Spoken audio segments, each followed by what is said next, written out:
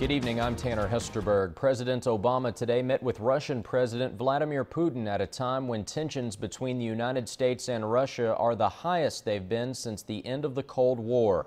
The leaders of the two major world powers met face-to-face this afternoon for the first time in nearly 1 year. Both also delivered speeches to the United Nations General Assembly. Chaos in Syria and unrest in Ukraine are two issues at the forefront. One local historian talked to me about the significance of today's events. President Obama Monday told members of the United Nations that Syrian President Bashar al-Assad needs to be removed from power.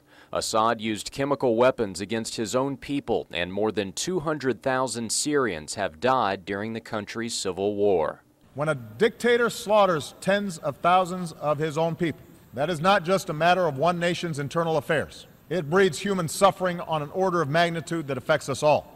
But Putin wants Assad to stay, saying that's the best option for defeating ISIS. No one but President Assad's armed forces and Kurds militia are truly fighting the Islamic State and other terrorist organizations in Syria. He wants Russia to be the dominant player in the Middle East, to replace the United States as the dominant player in the Middle East. Dr. Tom Majacek is a history professor at Big Sandy Community and Technical College and an expert on Russia. I think what he believes he can do, because of the fear of ISIS, is to forge an axis that would include Russia, Syria, Iraq, and Iran, and that axis of power would allow Russia to have influence in the Middle East like they haven't had for many, many years.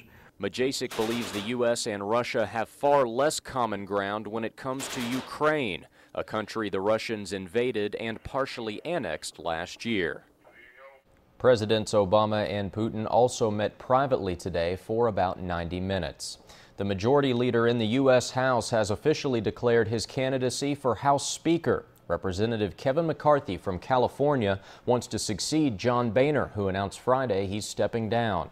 McCarthy sent a letter to GOP lawmakers today pledging to fight for conservative principles and asking for their support.